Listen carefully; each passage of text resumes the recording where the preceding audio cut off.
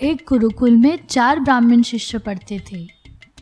बहुत साल मेहनत और ज्ञान हासिल करने के बाद उन्होंने काम के लिए शहर जाने का निश्चय किया। बंधु ऋषि, हमारी शिक्षा अब पूर्ण हो चुकी है। अब हमको धन कमाने के लिए शहर जाना चाहिए। बिल्कुल सही कहा आदित्य। चलो हम कल ही निकल पड़ेंगे शहर को। हाँ चलते हैं। पर भाइयों, मुझे लगता नहीं कि हम लोगों को माधव को साथ ले जाना चाहिए। उसको कुछ आता तो है नहीं, हमें ही उसको संभालना पड़ेगा। तुम सही कह रहे हो आशीष। माधव ने गुरुकुल में आज तक कुछ नहीं सीखा, फालतू में हम पे बोझ बना रहेगा। अरे नहीं, उसे भी ले लो। कुछ नहीं तो हमारा बोझा उठाने के ही काम आ जाएगा। हाँ, सामान तो काफी हो जाएगा हम सबका। ठीक है, माधव को हमारा सेवक बना के ले चलते हैं। हाँ, ये सही रहेगा। वो निकम्मा सीधा एक है।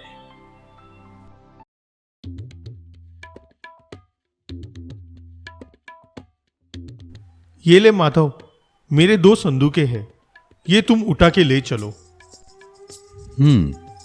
ये सारा सामान मुझे अकेले उठाना होगा? हाँ माधव, यही तुम्हारे हिस्से का काम है। शहर में हम सबके अपने अपने काम होंगे। अब तुमको मजदूरी के अलावा कुछ और आता भी तो नहीं है। लो भाई ऋषि, आम खाओ। लगता है ये लोग खुद को बहुत विद्वान समझते हैं। चलो, कोई बात नहीं। चारों मित्र जंगल से होते हुए शहर की तरफ जाते हैं।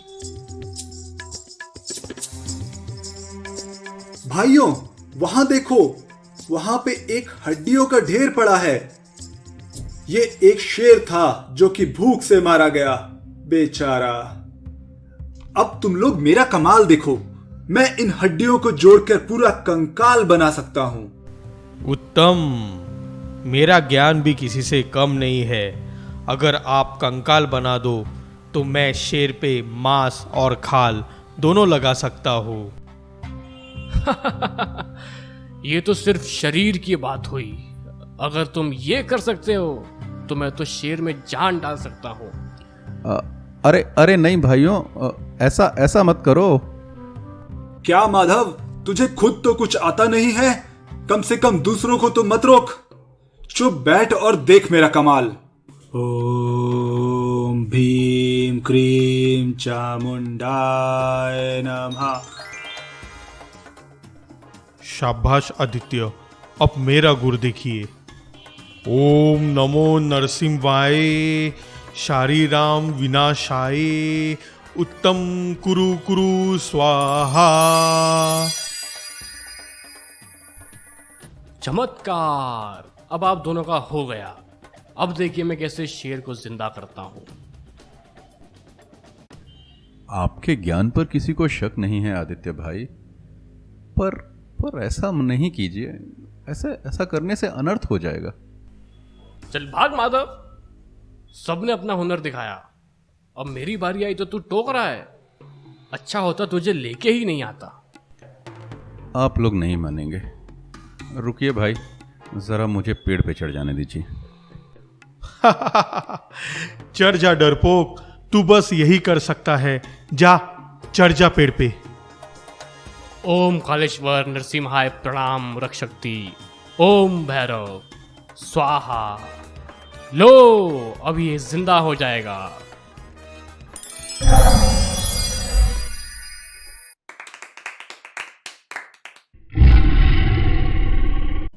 एहसान फरामोश, हमने तुझे जीवन दान दिया और तू हम पे ही गुर्रा रहा है। जीवन दान समझते हो?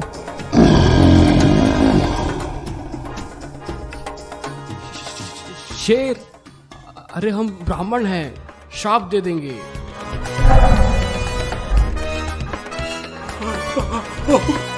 भागो!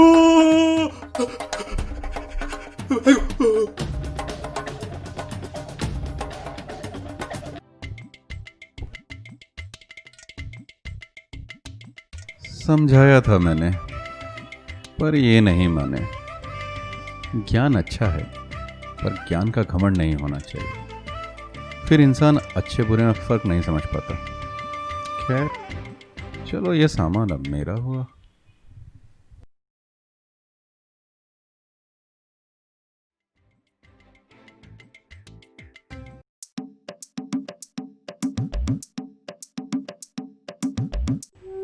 सरयू नदी के तट पे बसा एक गांव था, काशीपुर। वहां के लोग बहुत सीधे और आपस में प्रेम से रहते। गांव के एक छोर पे नदी के किनारे एक बहुत बड़ा पीपल का पेड़ था। उसी के नीचे एक कुटिया थी।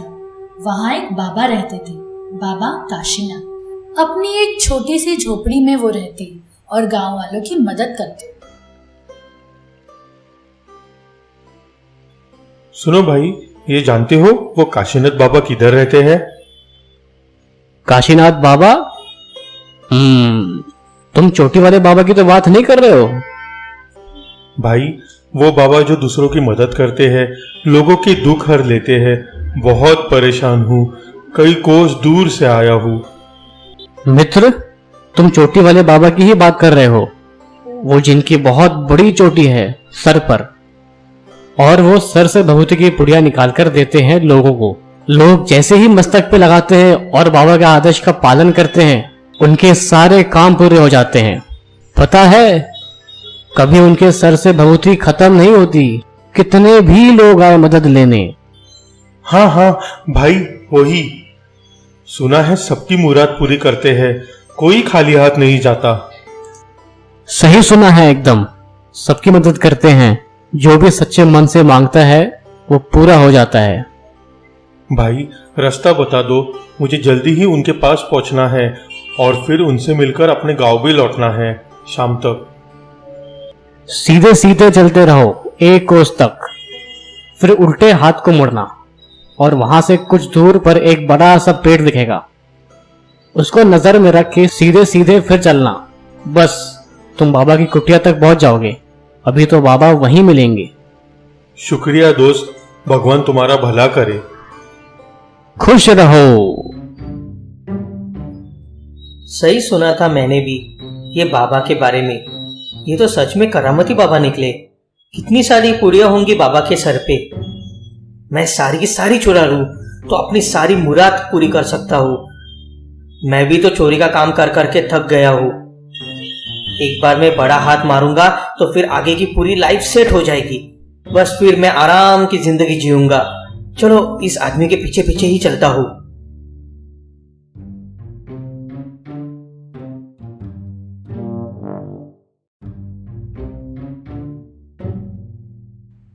बाबा प्रणाम, आपके बारे में कितना सुना है। जय महादेव। बैठो बेटा, थोड़ा आराम करो, तुम तो थके लगते हो। बाबा, मैं बहुत परेशान हूँ।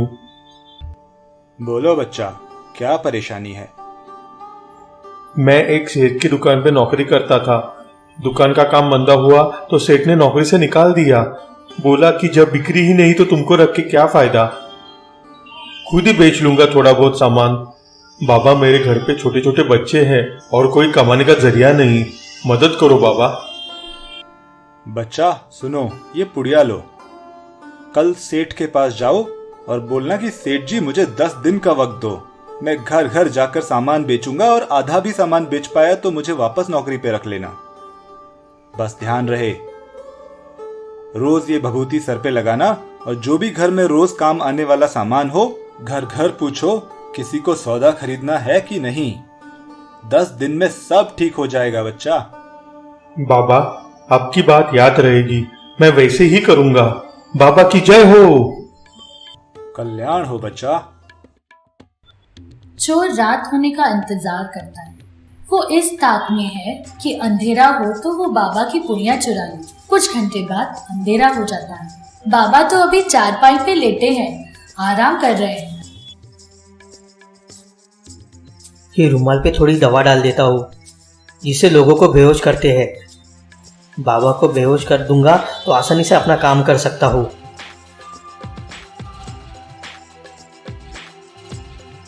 क्या करूँ, ये चोटी तो खुल ही नहीं रही है। किसी ने देख लिया तो मार मार के मेरा भुर्ता बना देंगे। क्या करूं? क्या करूं? हे भगवान! अरे जेब में कैंची रखी है, क्यों ना चोटी काट दूं, फिर सारी की सारी पूड़ियां मेरी। ये सही रहेगा। चोर गांव के बाहर अपनी गुप्त जगह में काटी हुई चोटी खोलता है। उसमें से बहुत सारी पुड़ियां निकलती हैं। अरे वाह, मजा आ गया। कितनी सारी पूड़ियां निकली है। अपने सारे अरमान पूरे करता हूँ आज ही।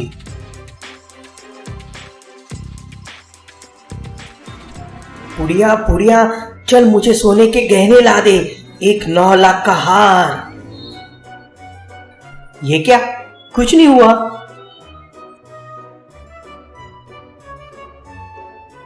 पुड़िया पुड़िया, मेरे लिए एक सुंदर सा घर बना दे। अरे फिर कुछ नहीं हुआ। ये तो फरेब है, धोखा हुआ है मेरे साथ। सब झूठ बोलते हैं कि बाबा सबकी मुराद पूरी करते हैं, मेरी तो कोई नहीं पूरी हो रही। कुछ गलत कर रहा हूं मैं। अच्छा हाँ, उस आदमी ने यह भी कहा था कि बाबा के आदेश का पालन करना है, तो बाबा के आदेश तो मिले ही नहीं। ओ, भारी गलती हो गई मुझसे। अब क्या करूं? कल बाबा से जाकर माफी मांगता हूँ। बाबा तो मन के साफ है, मुझे माफ कर देंगे। क्या पता मेरी मुराद भी पूरी कर दे। चोर अगले दिन अपनी गलती का एहसास होने पे बाबा की सारी भभूति वापस बैग में रख के उनकी चोटी रख के उस कुटिया की ओर चल पड़ता है।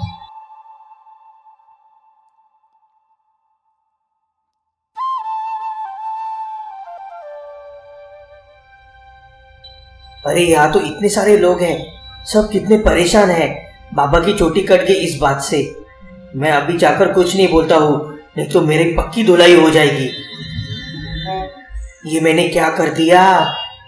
अब बाबा गांव के लोगों की मदद कैसे करेंगे? लोगों की परेशानी कैसे दूर होगी? ये तो मुझसे भारी गलती हो गई। चोर पछतावे में आकर वहां पास में ही एक पेड़ के नीचे बैठ जाता है और लोगों के जाने का इंतजार करता है। देर रात को वो बाबा को अकेला पाता है। बाबा प्रणाम। जय महादेव। आओ बच्चा, बैठो इधर। बाबा, मैं आपको कुछ बोलना चाहता हूँ। बोलो बेटा, तुम कल भी तो आए थे। मैंने तुमको 1-2 बार कुटिया के आसपास देखा, पर तुम मिले बिना ही चले गए। आज मैं तुम्हारी मदद नहीं कर पाऊंगा, कल आओगी तो पक्के से करूंगा। अभी मेरे पास बभूति नहीं है। बाबा, मुझे माफ कर दो, मेरे से गलती हो गई। मैं एक चोर हूँ और कल मैं ही आपको बेहोश करके आपकी चोटी काट के ले गया। पर मैंने तो कितनी सारी बभूति की पूड़ियां खोल के माथे पे लगाई, पर मेरी एक भी मनोकामना पूरी नहीं हुई। ये देखो बाबा, आपकी चोटी और ये कुछ बची हुई पुड़िया। मुझे माफ कर दो बाबा। बाबा को अब सारा माजरा समझ में आया। रो नहीं बच्चा, मैं तो फिर से चोटी उगा लूंगा और तुम्हारी मन्नत भी पूरी हो जाएगी, पर जैसा मैं कहूं वैसा ही करना पड़ेगा। बाबा, मैं वही करूंगा जो आप बोलोगे। मुझे भी क्या चोटी उगाकर मन्नत पूरी करना सिखा दोगे? हाँ हाँ, क्यों नहीं। अब जब तुमने मेरी बात सुनने का वादा किया है तो सबसे पहले बुरा काम छोड़ो। चोरी का काम छोड़ना पड़ेगा और मेहनत करके अपना गुजर बसर करो। हाँ बाबा, करूंगा, पर चोटी उगा के मुझे मन्नत पूरी करना तो सिखाओगे ना? हाँ हाँ, क्यों नहीं, धीरे धीरे सब सिखा दूंगा। बेटा, सबसे पहले तुम कुछ काम धंधा ढूंढो, मेहनत का काम, और जिसका जिसका नुकसान किया है उसकी भरपाई करो। जिसके पैसे लिए हैं वो वापस करो, जिसका सामान लिया है वो वापस करो। कोशिश करता हूँ बाबा। और बाल नहीं काटना, चोटी उगाओ। ठीक 1 साल बाद मैं तुम्हें गूढ़ मंत्र बताऊंगा। महीने पे महीने बीतते हैं और चोर सुधर गए। वो बाबा के कहने पे लोगों के पैसे व सामान वापस करने लगे। दिन बीते, उसको मेहनत करके अच्छा भी लगने लगा और वो सुधर गया था। पर उसको अभी भी चोटी उगा के अपनी सारी मन्नत पूरी करने का अरमान था। 1 साल के बाद बाबा, मैंने आपके कहने पे सब कुछ किया। मुझे सच में बहुत अच्छा लग रहा है। अब मुझे बताओ, मैं कैसे बबूती लेकर मन्नत पूरी करूं और अपनी और दूसरे लोगों की भी मदद करूं। बेटा, तुमने 1 साल तक मेरी बात अच्छे से मानी। आज मैं तुमको अपनी करामात का गूढ़ मंत्र बताता हूं। मैंने जब भी किसी की मदद की तो उनका ध्यान तो भभूति की तरफ रखा, क्योंकि लोगों को उस पे विश्वास था। पर मैंने जो आदेश दिए, लोगों ने उसको पूरा किया और उसकी वजह से ही उनका काम हुआ। जैसे एक आदमी आया और बोला कि उसका बच्चा गणित नहीं पढ़ता और काफी कमजोर है।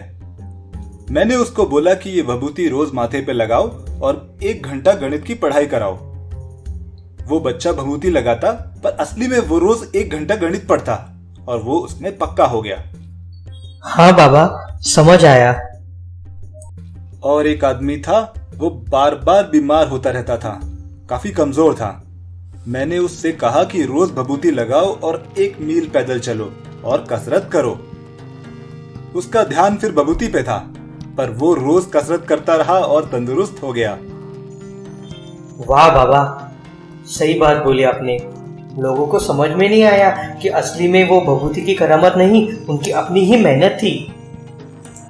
हाँ बेटा, एक तो वृद्ध आदमी आए और बोले कि किसी से बात करने का मन नहीं करता, अकेला लगता है। मैंने उन्हें कहा कि रोज भभूति लगाओ और अपने घर के बच्चों को मैदान में खेलने ले जाओ। बच्चों से घुल मिल गए तो उनका मन खुद ही अच्छा हो गया। वाह बाबा, आपकी बात तो अब समझ आ गई मुझे। आपने क्या बढ़िया उपाय किया है। लोगों का ध्यान एक जगह केंद्रित किया, पर उनको जो आदेश दिया वही वो करते रहे। सच में मुझे चोटी उगा के क्या करना है? मुझे तो बस आपका मार्गदर्शन चाहिए। बच्चा, मैं हमेशा तुम्हारे साथ हूँ। बाबा, आपने मेरे जीवन का भी उद्धार कर दिया। जय हो बाबा। बेटा, बस यही समझा रहा था 1 साल से। हम सबके सर पे एक चोटी होती है, बुद्धिमानी की। बस उसका सही इस्तेमाल करें तो सब मन्नत पूरी कर सकते हैं, मेहनत की भभूति लगा के। बाबा की जय हो, बाबा की जय हो।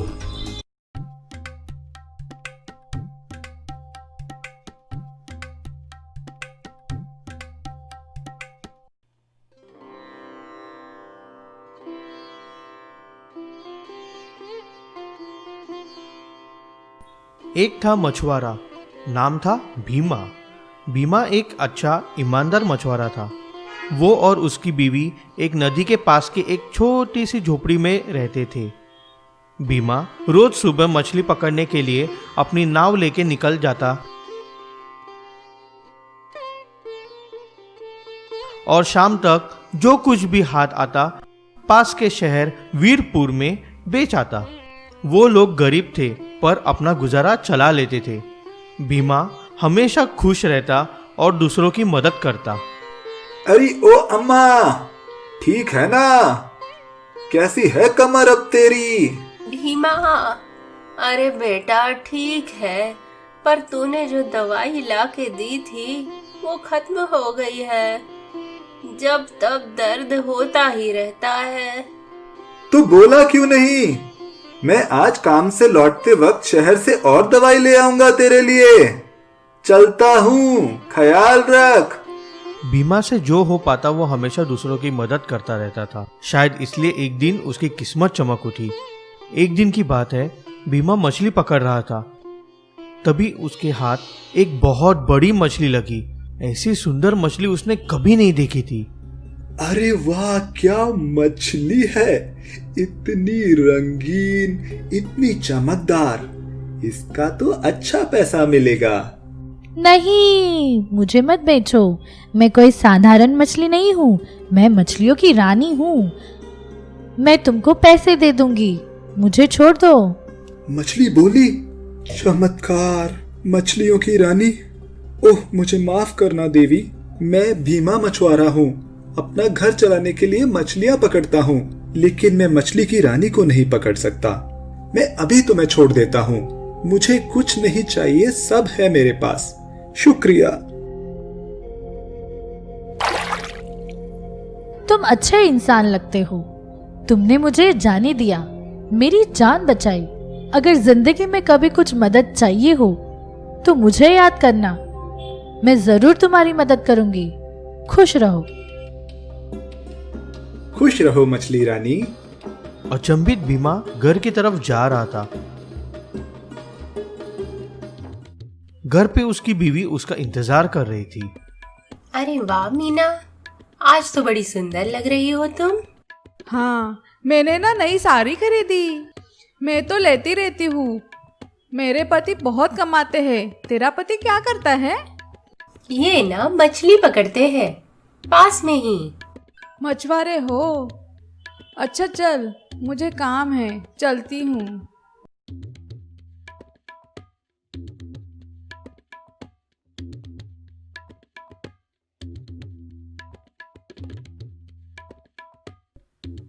तभी भीमा घर पे पहुंचता है और अपनी बीवी को पूरा किस्सा सुनाता है।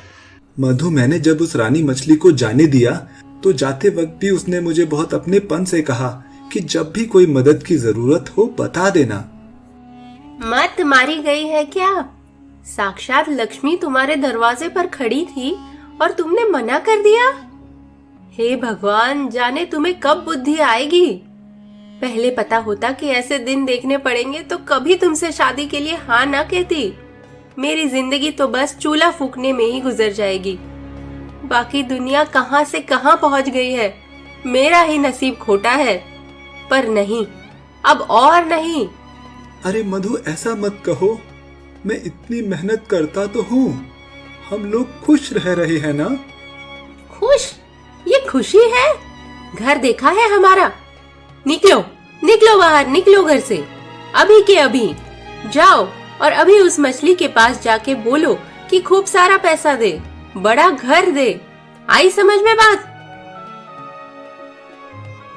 मधु की बात सुन बीमा को बहुत दुख हुआ और वो अपने दुख में नदी की तरफ चलता रहा। वहां पहुंच के वो एक पत्थर पे बैठ गया। तभी वहां उसके पास जादुई मछली प्रकट हुई। अरे दयालु मछुआरे, तुमने मुझे याद किया। और तुम उतने उदास क्यों हो? मछली रानी, क्या बताऊं। मैं जब अपने घर गया, मैंने अपनी बीवी को बताया आपके बारे में, पर ये सब सुन के उसको बहुत दुख हुआ कि मैंने आपसे कुछ मांगा क्यों नहीं। हम लोग बहुत गरीब हैं और वो चाहती है कि उसकी टूटी हुई झोपड़ी की बजाय बड़ा सा घर हो। वो जिद कर रही है और मैं उसे समझा नहीं पा रहा। ओह, तो ये बात है, एक बड़ा सा घर। हाँ, क्यों नहीं, तुम घर जाओ। तुम्हारी बीवी को बड़ा सा घर मिल गया है। खुश रहो बीमा। ये सुन के बीमा को थोड़ा अचंभा हुआ, पर पूरा विश्वास नहीं। फिर वो उदास अपने घर की तरफ गया।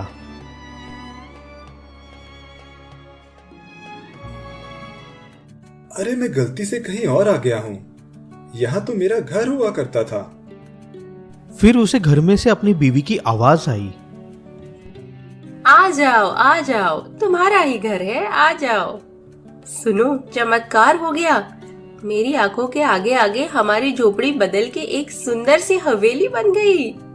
देखो, मैंने कहा था ना, वो मछली से कुछ मांगना चाहिए था। अरे वाह मधु, चलो अब तो तुम खुश हो ना? तुम खुश हो कि नहीं? अच्छा, तुम तो उस टूटी फूटी झोपड़ी में भी खुश थे। मेरी वजह से ये घर मिला है, वरना जिंदगी भर झोपड़ी में ही रहते। नए घर में मछुआरे की बीवी को कुछ दिन अच्छा लगा, पर जल्दी ही वो असंतुष्ट हो गई। अरे भीमा, हम तो बहुत सस्ते में कट गए। हमको जादू की मछली से और कुछ अच्छा मांगना चाहिए। हम तो अभी भी बहुत गरीब हैं। मैं समझ गई, मुझे एक बड़ा सा महल चाहिए और पूरे शहर पे राज चाहिए। मैं रानी बनूंगी, तभी मुझे खुशी मिलेगी। हाँ, तुम एक काम करो, अभी जाओ उस मछली के पास और बोलो उसे मुझे महल चाहिए, राजपाट चाहिए। तब तक घर मत आना। बीमा को यह सुनकर बहुत दुख हुआ, पर उदास बीमा फिर से नदी के पास जाके बैठ गया और मछली रानी को याद करते ही वो प्रकट हो गई। भीमा, तुम फिर उदास हो? क्या हुआ? तुम्हारी बीवी को ये घर पसंद नहीं? ठीक समझा मछली रानी, वो अभी भी दुखी है। उसकी जिद है कि उसको एक महल चाहिए, राजपाट चाहिए, शहर की रानी बनना चाहती है। भीमा, तुमने मेरी जान बख्शी है। तुम दुखी रहो तो मुझे भी अच्छा नहीं लगेगा। चलो तुम्हारी बीवी की ये इच्छा भी पूरी कर देते हैं। घर जाओ, तुम्हारे घर की जगह एक आलीशान महल है और तुम्हारी बीवी अब पूरे शहर की रानी है। मछली की बात सुन भीमा घर लौट गया और वहां एक विशाल महल को देख के वो समझ गया कि ये उसका ही घर है। वो अंदर गया तो वहां बहुत सारे लोग थे। रानी आराम कर रही थी, लोग सेवा कर रहे थे। भीमा को देख के रानी ने इशारा किया। आ गए तुम, देखा मेरा कमाल। ये है मेरा शानदार महल और इतने सारे नौकर चाकर दिन रात सेवा करते हैं। है ना कमाल की मछली? अब हमें कभी किसी चीज की कमी नहीं होगी। रानी कुछ दिन खुश रही, पर फिर एक रोज भीमा के पास आई। भीमा, आज हम बहुत गुस्से में हैं। हमारे पड़ोस के शहर के राजा हमसे ज्यादा ताकतवर है। उसके पास हमसे बड़ी सेना है और ये हम नहीं देख सकते। हम सबसे बड़ी महारानी बनना चाहते हैं। पूरे देश में नहीं, पूरी दुनिया पे हमारा राज होगा। अब हम छोटा नहीं सोच सकते, हमको पूरी दुनिया पे राज करना है। सबसे बड़ा महल चाहिए, सबसे ज्यादा धन, सबसे बड़ी और ताकतवर सेना चाहिए। सब लोग हमारे नीचे होंगे। इससे कम हमारी शान के खिलाफ है। रानी मधुमती पूरी दुनिया पे राज करेगी। जाओ, अभी जाओ और उस मछली को हुक्म करो कि वो हमको ये सब दे। ऐसा कहकर मधु ने, मतलब रानी मधुमती ने, भीमा को महल से बाहर जाने का आदेश दिया। भीमा हर बार की तरह अपना उदास चेहरा लेके नदी पे बैठ गया। मछली को याद करते ही मछली रानी प्रकट हुई। अरे भीमा, 4 दिन में फिर वापस, फिर उदास? कहो क्या बात है? तंग आ गया हूँ मछली रानी। मेरी बीवी को सब कुछ मिला, उसको फिर भी खुशी नहीं है। नौकरानी से महारानी हो गई है, पर शोहरत के साथ घमंड भी बढ़ गया है। मैं पहले कम परेशान था, अब शायद ज्यादा हूँ। मुझे ये सब शोहरत नहीं चाहिए। ठीक कहा भीमा, सच्ची खुशी चीजों में नहीं होती है। खुश रहने के लिए सिर्फ पैसा जरूरी नहीं है, खुशी अंदर से मिलती है। चलो, अब जैसा तुमने कहा मैं सब वापस ले लेती हूँ, पहले जैसा ही बना देती हूँ। अब तुम्हारी बीबी वापस अपने झोपड़े में ही है। चलो भीमा, कभी खुशी में भी याद कर लेना। धन्यवाद जादुई मछली। और फिर भीमा वापस अपने घर की तरफ चल पड़ा। वो घर अब फिर से वही टूटी झोपड़ी बन चुकी थी। भीमा अपनी बीवी को जाके बोला, अरे मधु, मछली नाराज हो गई। उसने सब वापस छीन लिया और मुझे भगा दिया। ओह, मैं समझ गई। लेकिन भीमा, सच बताओ तो मुझे भी अमीरी में कोई बेहतर खुशी नहीं मिली। हम तो पहले भी खुश ही थे। चलो भूल जाओ सब कुछ। अच्छा सुनो, पड़ोस वाली अम्मा आई थी, बोल रही थी कि उनकी पीठ तुम्हारी दवाई से ठीक हो गई है, लड्डू दे के गई है। तो ये थी भीमा और जादुई मछली की कहानी। बच्चों, आपको भी समझा ना, सच्ची खुशी पैसों से नहीं, अपने लोगों से मिलती है। वीरपुर एक छोटा सा गांव था जहां बहुत सारे लोग रहते थे। ये कहानी है ढोलक चंद की, या फिर ये कहिए ये कहानी है उसके गधे की, यानी गोलू की।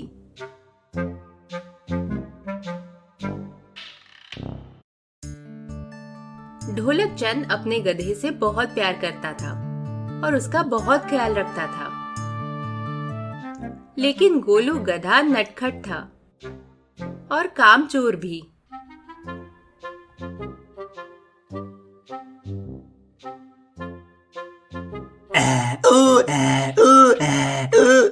आज बस दिन भर सोऊंगा और घास खाऊंगा। चलो मालिक के आने से पहले कहीं छिप जाता हूँ, वरना फिर कोई ना कोई काम पकड़ा देगा। ए गोलू, वहां कहाँ छुप रहा है? रुक, इधर आ। आज तो हमको बहुत काम करना है। सुना है मंडी में नमक की बहुत मांग है। चलो आ जाओ जल्दी से, 2 बोरी नमक बेच आते हैं। इधर आ बेटा।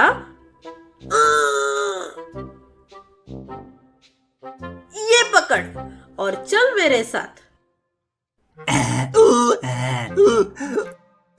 उफ, इतना सारा नमक बहुत भारी है। मेरे तो पसीने निकलने लगे। एक तो ये गर्मी, ऊपर से नमक, पर मालिक के हाथ में डंडा है, जाना तो पड़ेगा। और फिर ढोलक चंद और गोलू दोनों चल देते हैं नमक की बोरी पीठ पे लाद के।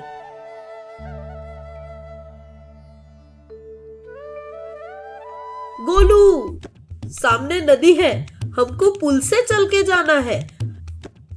जरा संभल के चलना, अगर कुछ इधर उधर हो गया तो दोनों पानी में गिर जाएंगे।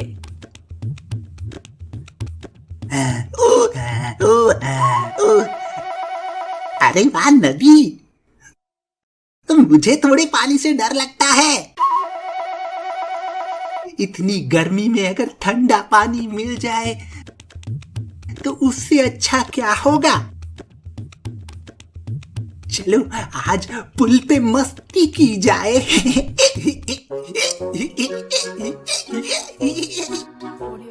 अरे गोलू, संभल के, हिलो मत, गिर जाएंगे दोनों।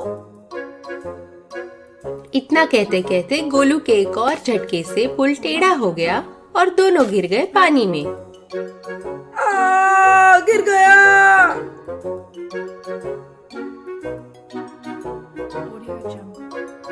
बड़ी मुश्किल से दोनों बाहर निकले।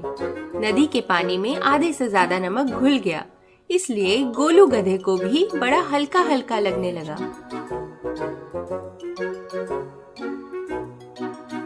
अब कैसे सीधे सीधे चल रहा है गोलू? पुल पे तो बड़ी मस्ती आ रही थी तुझे। आज सारा मुनाफा गया पानी में। अब जो भी बचा है वो आधे भाव में बिकेगा। बहुत नुकसान हो गया।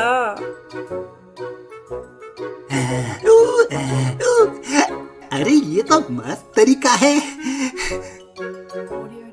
सामान भी हल्का हो जाता है और गर्मी भी दूर हो जाती है। अगले दिन भी यही हुआ दोबारा। ढोलक चंद गोलू की शैतानी समझ गया। फ्रेंड्स, अगर आपको हमारा वीडियो पसंद आया है तो इस वीडियो को लाइक कीजिए और हमारे चैनल को भी सब्सक्राइब कीजिए।